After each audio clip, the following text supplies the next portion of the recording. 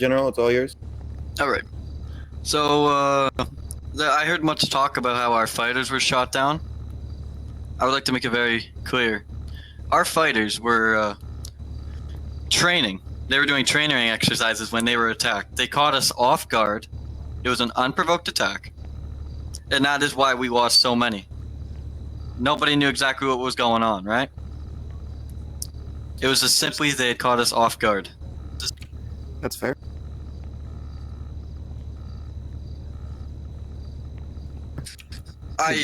Go ahead. Yeah. I welcomed the Peace Summit on Twitter. So that is false, saying I outright denied it. In Twitter, I did respond saying I'd be open to talks.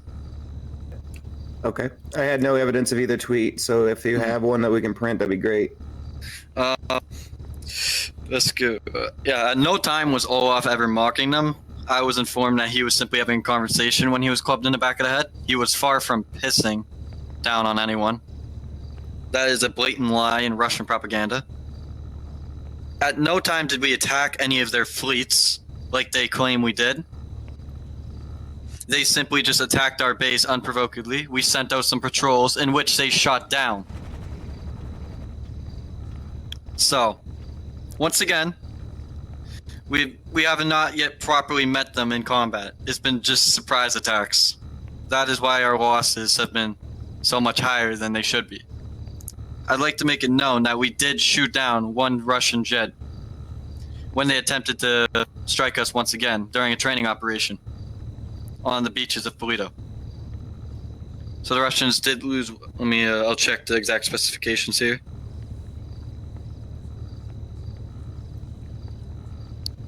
They did lose an Su-25. Su-25. Okay. And I believe they could have lost one more, but it's unconfirmed. But yes, it is confirmed they lost one Su-25, which they once again attempted to do a surprise attack on us with. So. Okay. Wow. So good to get your clarifications on that, General. Did you have any other clarifications or comments or concerns or warnings?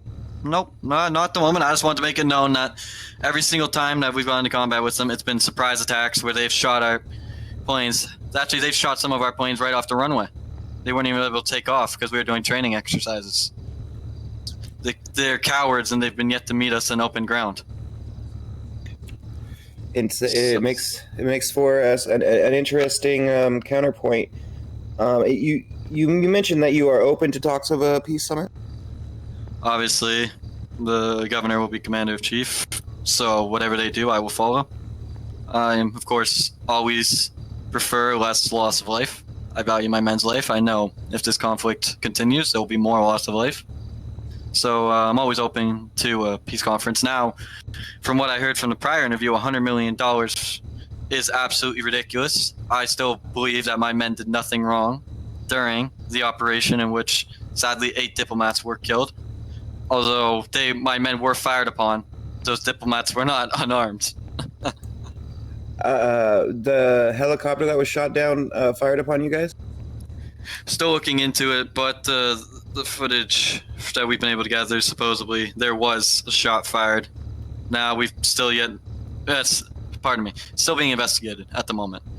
But on the tarmac, when they were attempting to receive me and they disabled the jet, they were firing upon our soldiers. So to say that they didn't fire upon us at all is ridiculous. No, not at all. We have shots of returned fire from both sides, but I was referring to the helicopter incident, where there was still investigations being taken place. Yes. So I was just following up on that. Still being investigated. Understood. Hopefully you'll let us know as soon as you know on that one. Your stance, you're saying the governor will be taking what was the executive chief? What was the position? I'm sorry, you said? The governor is the commander-in-chief of the army, right? Yes, thank you. Commander-in-chief, that was the word. Okay. So go ahead. You were going to say the National Guard, I mean. Understood. Yeah.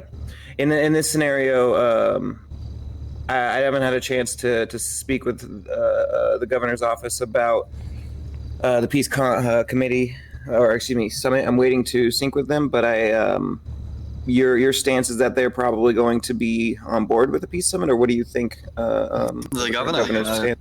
I've been yet to meet the governor in person. Okay. I hope they listen to reason at the moment. I personally do not feel that the deal they're offering is good at all. I personally would decline it. I think we have the resources for a fight. Obviously, that should be avoided, but I don't think we owe them any money. I don't think we owe them anything. Right, yeah. I mean, when you convert it to rubles at an exchange rate of like 1.3 cents on the dollar, that's a lot of rubles. They're asking for what, 100 million, I believe? Yeah, 100 million. Yes, 100 million for them kidnapping a federal agent. That's quite the interesting deal, if you ask me. But we'll see what the governor thinks. That brings up a good question. So you were clubbed over the head, and you were clubbed over the head by supposedly a non-Russian entity. Or excuse me, when I say you, your story is implying that Olaf was hit over the head from the behind by a non-Russian individual, but that doesn't mean that they kidnapped you, does it? Well, here's the thing. So that man was indeed working with the Russians.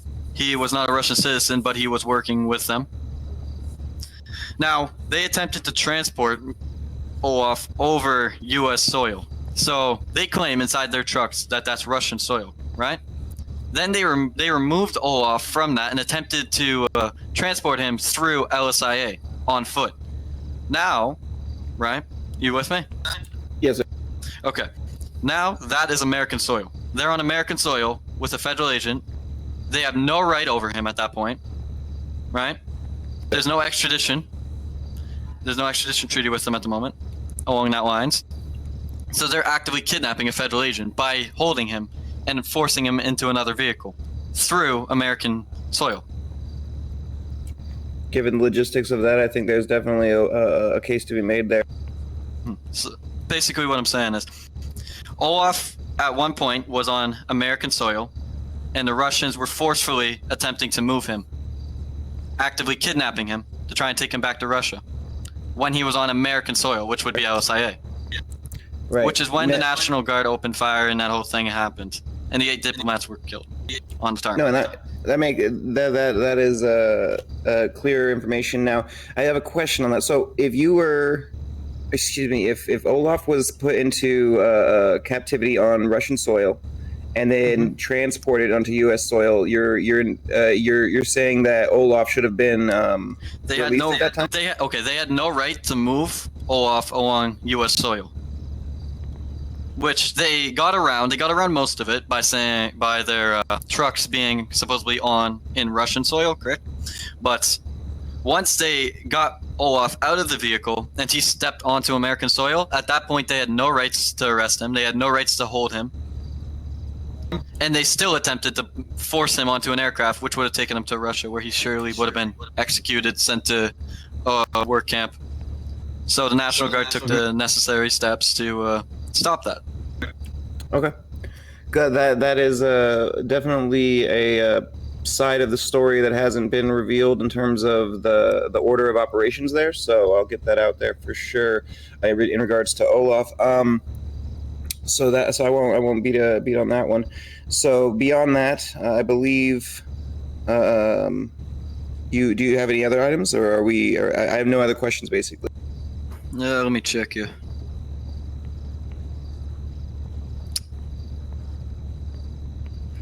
No, not at the moment. I believe that's it.